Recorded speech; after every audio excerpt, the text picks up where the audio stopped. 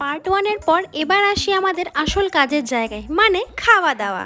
সারাদিন ধরে ঘোরাঘুরি করার পর এমন ক্লান্ত লাগছিল, চোখে ঘুম এসে যাচ্ছিল, কিন্তু খাবারের নাম শুনেই কোনো রকমে ঘুমটাকে চোখে আটকে রেখেছিলাম। আর তারপর ঝটপট করে শুরু হলো আমাদের খাওয়া দাওয়া। আমার মেয়ের জন্য অর্ডার করেছিলাম সাদা ভাত, কারণ তাকে খুব একটা বাইরের খাবার খাবাই না। আর তারপর আমাদের কাছে এলো ইয়াম্মি ইয়াম্মি চিলি ভেটকি। মানে এতক্ষণ ঘোরাঘুরি করার পর খাবারটা সামনে এসে না পুরো দিল গার্ডেন গার্ডেন।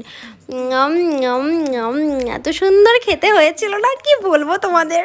তবে বাবু যাই বলো, এইটুকু খাবার খেয়ে পোষায়? এই সামান্য কাটলেট আর চিলি ভেটকি পোষায় না তো। তাই জন্য আমরা চলে গেছিলাম বর্ধমানের বিখ্যাত আড্ডার বিরিয়ানিতে। ওখানে গিয়ে সোজা ঢুকে আর কোনো রকম কোনো এক্সপেরিমেন্ট নয়, একদম গিয়ে বসেই অর্ডার করেছিলাম মাটন বিরিয়ানি। চারপাশটা এদিক ওদিক ঘুরে দেখলাম যে বিরিয়ানি আসতে মনে হচ্ছে এখনও দেরি আছে।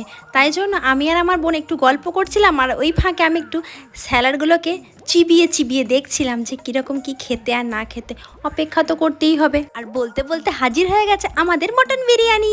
দেখো বাপু, একটা কথা বলি, মটন বিরিয়ানি খেতে খেতে যদি তোমাদের লোভ লেগে যায়, বাপু লোভ দিও না, আমাকে বলো, আমি তোমাদের খাইয়ে দেবো। কমেন্টে একটু ভোট দিয়ে যাও তো, চিলি ভেটকি নাকি মটন।